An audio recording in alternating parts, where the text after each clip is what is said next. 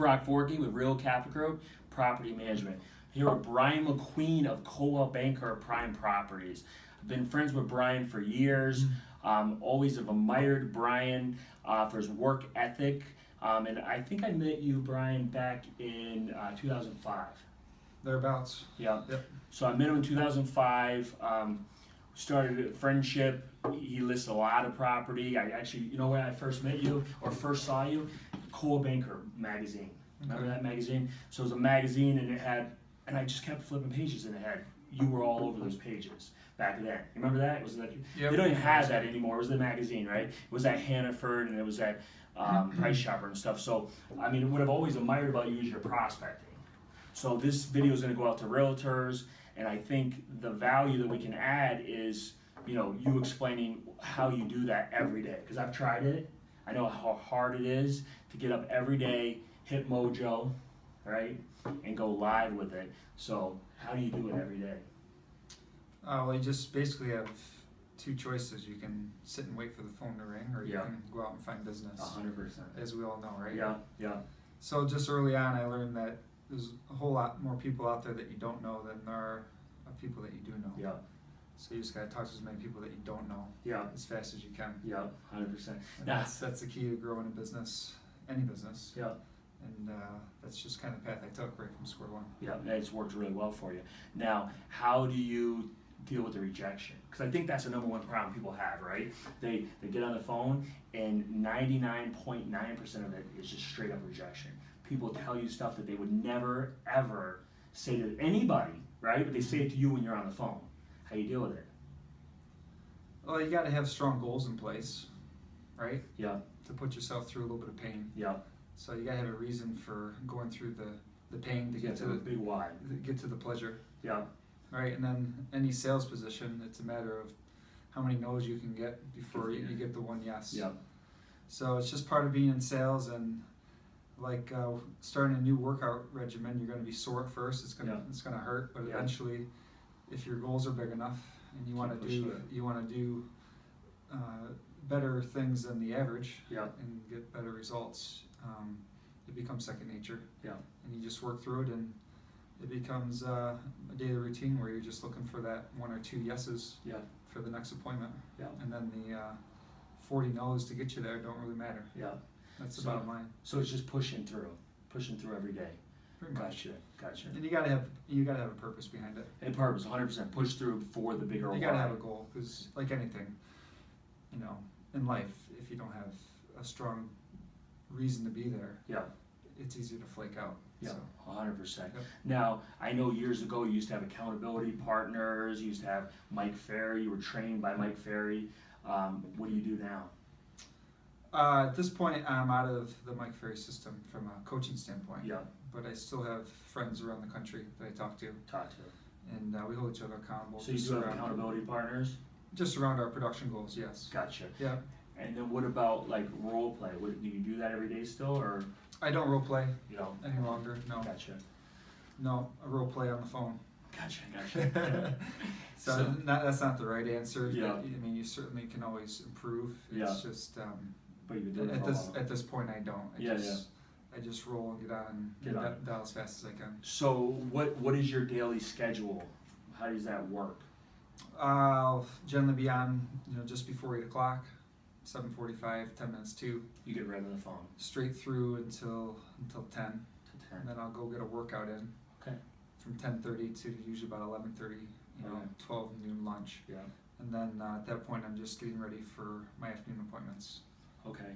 So it's a new thing. That is new with the workout, the calls, and then the workout is a new thing you're trying. I did put it in my day since Yeah. having kids and Yeah. more of a established family life. Yeah. Yeah. One of the things I wanted to be home to get them up, get Yeah. them going for school, be there with mom, Yeah.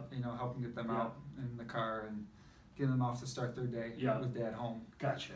So I kind of cut the workout out of my morning routine And then just pushed it. Now we do the same thing. push it further in the day, Yeah. just to make sure I could still,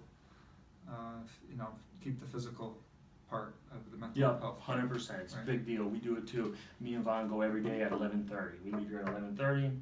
Go up to Planet Fitness in Rotterdam. So There you go, do that. man. And then do the that. afternoon just flows. Afternoon flows, a lot man. easier. 100%. Works out really well. So then after that, it's just appointments the rest of the day? Yeah, 1 o'clock, 3 o'clock. I try to avoid a 5 o'clock. Okay. So you're just trying to keep it up until the 1 and 3? 3 being the last one? Yeah, man. Yeah? Yeah. No, it's good. Just getting home. Again, Yeah. You know, Staying disciplined to your schedule and not letting people change your schedule a lot, because they will, right? oh, absolutely. Yeah, 100%. And just realizing that being there for your kids are more important than taking Yeah. another listen at night. Yeah, And if they don't want to get out of work to come meet with me, then if they give me a real hard time, yeah, not very often anymore, but if they give me a real hard time, I might flex a little. yeah. Generally, if someone gives you a real hard time about working around your schedule, they're gonna give you a real hard time About actually signing. throughout the entire sale process. So, you Yeah. know, it's like anything else, man. If someone wants to go to a top professional, they're Yeah. gonna get out of work 100%. to go see them. Yeah, You know, there's not too many top doctors or lawyers or anyone else that's gonna run around at night I know. to meet with people. So I know. it's, you know, we shouldn't be trapped in that mindset. It's 100%. It's because it's commoditized. You know what I mean? It's so commoditized, and they're like, the mailman's gonna come, and they don't understand what that really means. Yeah. But they're like, oh, the mailman will come, and I'll list my house with a mailman, and that's the attitude they have, and that's because realtors put it out there like that, right? It's just crazy. Like if a realtor respected their time more Yeah. and respected their craft more, and there weren't so many bad realtors out there, I'm just going to be point blank, say it, there are a lot of bad realtors and not people that have any experience, then it would make your job, my job, much easier Yeah. to do. You know what I mean? 100%. So, I mean, it's any industry, but this one is just commoditized. You become commoditized. And that's what I learned. I think that was the toughest thing I did learn was, you know, getting treated that way. You know what I mean? I think probably for you, when you started out, you came out of the hotel business Mhm. and went right into the real, you know what I mean? So maybe for you, when people were treating you that way, it wasn't so bad because you were younger. For me, when I started out in real estate, I already had done some things and people treat me like that. I'm like, whoa, you know what I mean? It was a shock Yeah. for a minute, you know what I mean? It was really a shock how bad people actually treat realtors.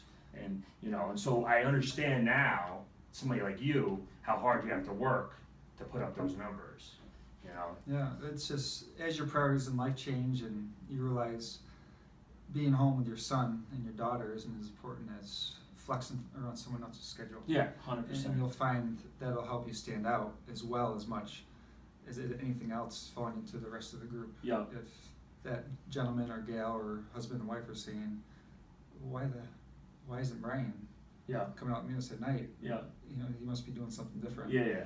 I think 100%. when you are dealing with all the other things we deal with as far as low commissions and such, it just helps you kind of separate yourself from the rest. Yeah, and if they're willing to rearrange their schedule for you, they already, you know, they appreciate you more, Yeah. you know, because they're changing everything for you, so that's great. And if they're not gonna, beat you up and everything else throughout the process. Exactly. So So 100%. So we've been working together for a long time. What do we do as a property management company that you keep referring us? Why do you keep referring us to your clients? well, like anything else, you just want a team around you that you can trust. Yeah. And since the bottom fell out in the real estate market in 2006, 2007, Yeah. 2008, more and more, we were coming across properties that just could not be sold. Yeah. They just physically couldn't Yeah. because of the Yeah. financial picture. So, your and I relationship Yeah. started to really pick up because I had more and more clients who couldn't afford to sell their house. Yeah. So if you can't sell it, and you got to be in Texas. Yeah. You want someone home in New York that you can trust watching it for you. 100%. So we started sending, you quite a bit of Yeah. referrals from that perspective, and have been doing it ever since. Yeah, 100%.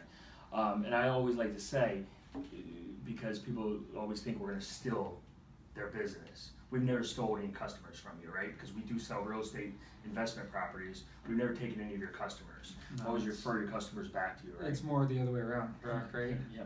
We're referring people back and forth more than we are competing. Yeah, 100%. 100%. So it's a mutual respect, and as real estate agents and property management companies, you just have to find people that are a little bit on a higher plane, Yeah, and that's what Real Capital Group yeah, has always brought for my clientele.